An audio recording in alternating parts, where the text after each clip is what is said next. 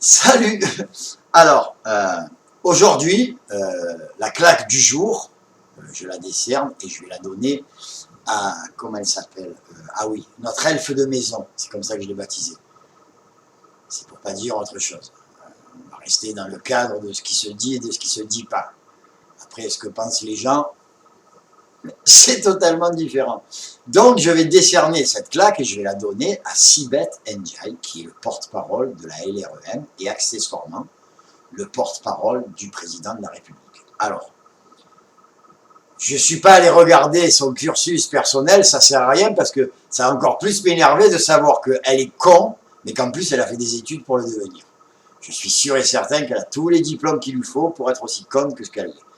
Alors, on avait depuis quelques semaines, voire quelques mois, l'habitude de ces sorties désastreuses et calamiteuses concernant son look vestimentaire. On l'a vu déguisé en petit Papa Noël avec le cœur sur la poitrine, je ne sais plus à quelle occasion. On l'a vu avec son espèce de pantalon léopard, on aurait dit Shéna, la reine de la jungle. Après, on l'a vu déguisé pour le défilé du 14 juillet. Alors, avoir mauvais goût, je veux dire, c'est pas une tare, c'est un manque qu'elle a. Elle a mauvais goût. Alors après, je veux dire, elle n'a pas un physique facile, hein, avec sa grosse tête, on dirait Michael Jackson quand il avait 14 ans. Si vous regardez les films des Black Panthers, les mecs, là, ils avaient tous des tronches comme ça, on aurait dit des bosquets taillés au sécateur. Alors elle est moche, elle est con, mais il y a un truc que je ne supporte pas, c'est que les sorties qu'elle a pu faire concernant son avis et ses opinions sur la politique menée par le président, alors ça a commencé, elle est venue nous dire qu'elle pouvait mentir sans problème pour le président de la République du moment que ça protégeait ses actions. Ce qu'elle a oublié de nous dire, c'est que les mensonges autour de lui, tout le monde a l'habitude de mentir pour lui, mais enfin, ils ont au moins la pudeur de fermer leur gueule et de dire qu'ils ne sont pas prêts à le faire. Ils le font, ils n'en ont pas honte, mais ils ne le revendiquent pas. Alors qu'elle, oui, elle est venue revendiquer le fait qu'elle pourrait mentir si ça devait entraver les actions du président de la République. En fait, ma grande, tu mens pas pour entraver ses actions, tu mens pour entraver les conneries qu'il fait.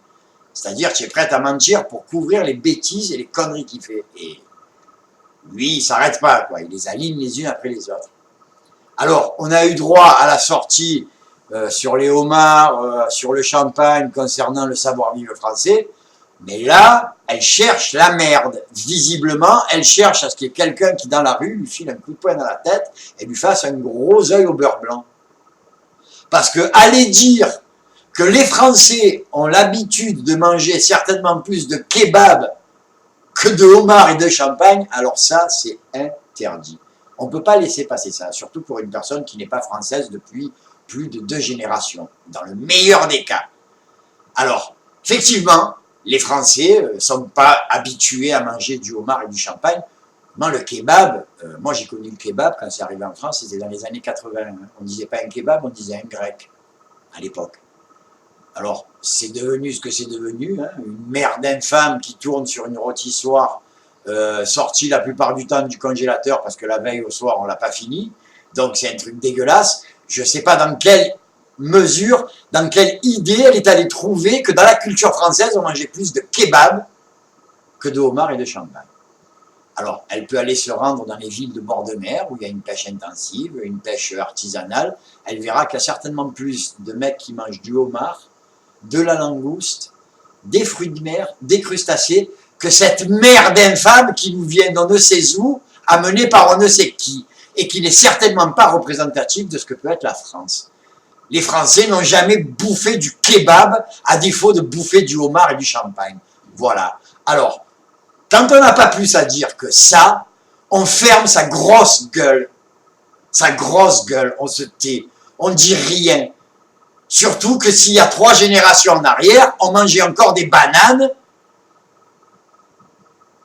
au fond d'une case dans quelque endroit qu'on ne va pas citer. C'est pas du racisme, c'est pas de la xénophobie. Il faut remettre les choses là où elles sont. Elle, moins que personne, ne peut venir dire ce que les Français ont l'habitude de manger ou pas. Alors, maintenant, le mieux, ça serait qu'elle ferme sa grande gueule et qu'elle arrête.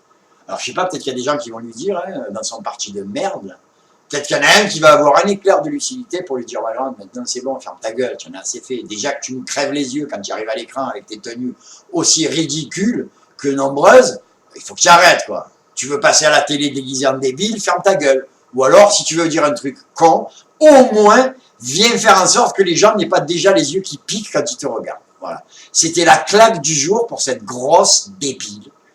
Et j'espère qu'il y a des gens qui auront le courage d'aller la choper dans la rue et de lui dire « Vous êtes une grosse dinde sans cervelle ». Voilà. C'était ma claque du jour pour mademoiselle si bête, mais si bête, voire même trop bête, Enjoy.